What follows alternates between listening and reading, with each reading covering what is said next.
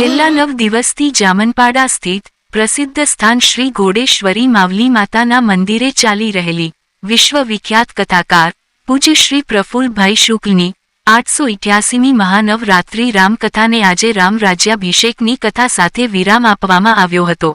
આ પૂર્વે માવલી માતાના સાનિધ્યમાં ચાલી રહેલા નવચંડી યજ્ઞની શ્રીફળ હોમીને પૂર્ણાહુતિ કરવામાં આવી હતી।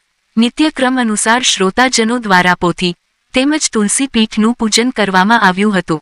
888મી રામકથાને વિરામ આપતા કથાકાર પૂજ્ય શ્રી પ્રફુલ્લભાઈ શુક્લે કહ્યું હતું કે માન મને એકલાને મળવું જોઈએ। રાવણની સંસ્કૃતિ છે, જ્યારે માન બધાને વહેંચાવું જોઈએ। રામની સંસ્કૃતિ છે, સઠ ક્યારેય શાસ્ત્રથી ના માને, એને શસ્ત્ર બતાવવું જ પડે। જીવન કેમ જીવવું એ શીખવું હોય તો એણે રામકથાનો આશ્રય લેવો જોઈએ। જે યાદ કરે એને ફરિયાદનો અધિકાર છે। હરિનો છો, હરિનો થા અને હરિને ગા। કથાને કેવલ વિરામ અપાય છે, કથાની ક્યારેય પૂર્ણાહુતિ થતી નથી। હરિ અનંત છે અને હરિની કથા અનંત છે।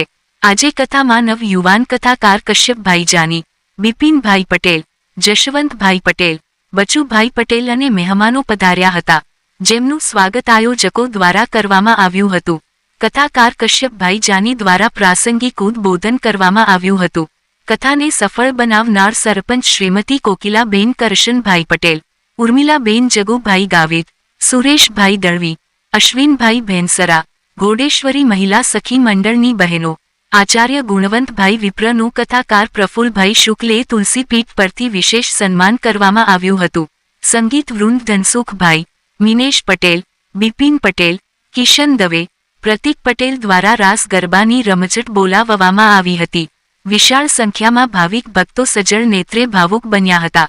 જય શ્રી રામના પ્રચંડ નાદ સાથે વાતાવરણ ગુંજી ઉઠ્યું હતું। મોટી સંખ્યામાં ભાવિક ભક્તોએ મહાપ્રસાદ લીધો હતો। 9 દિવસનું સમસ્ત પુણ્યમાં ઘોડેશ્વરી માવલી માતા અને રુદ્રેશ્વર મહાદેવના ચરણોમાં અર્પણ કરવામાં આવ્યું। તનથી મનથી ધનથી સેવા આપનાર તમામનો આયોજકો દ્વારા આભાર વ્યક્ત કરવામાં આવ્યો હતો। અંતમાં હાર્દિકભાઈ વિપ્ર દ્વારા આભાર વિધિ કરવામાં આવી હતી। બ્યુરો રિપોર્ટ અભિનવ સુરત ન્યૂઝ ચેનલ। એડિટર પ્રકાશ પટેલ।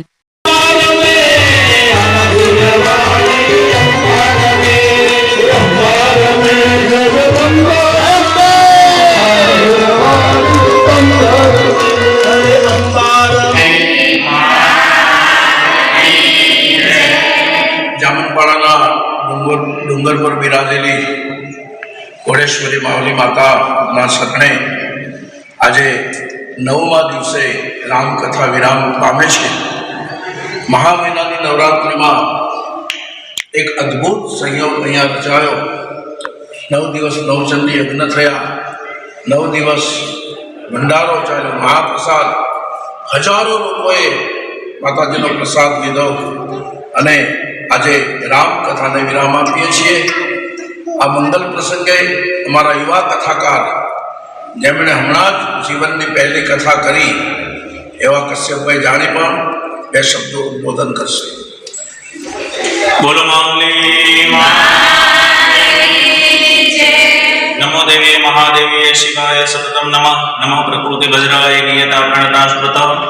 માવલી માતાના ચરણોની અંદર કોટી કોટી વંદન કરી, જેની પ્રેરણાથી, જેની કૃપાથી હું વ્યાસપીઠ પર બેઠો છું એવા પરમ આદરણીય પરમ પૂજ્ય બાપુ પ્રફુલ્લ બાપુના ચરણોની અંદર વંદન કરી આ માવલી માતાના સાનિધ્યની અંદર જે રામકથા થઈ રહી છે, તો મા મહિનો ચાલે છે, માતાજીના નોરતા ચાલે છે ને એની અંદર બાપુના મુખેથી જે સત્સંગ, બાપુની કથા જે થઈ રહી છે, રામકથા એ માણસને જીવતા શીખવે છે અને ભાગવત કથા એ માણસને મૃત્યુ કેવી રીતે પામવું એ શીખવે છે। સત્સંગ માણસના જીવનની અંદર ફળ આપે છે। તો એવા પવિત્ર સાનિધ્યની અંદર બાપુના મુખેથી જ્યારે આપણને રામકથા સાંભળવાનું, એમાં તો આજે પૂર્ણાવતી છે ને હજારોની સંખ્યામાં અહીંયા બધાએ મહાપ્રસાદ લીધો। તો માતાજીને એવી પ્રાર્થના કરીએ કે બધાની મનોકામના માં પૂર્ણ કરે। ઓમ નમઃ શિવાય। બોલો ઘોડે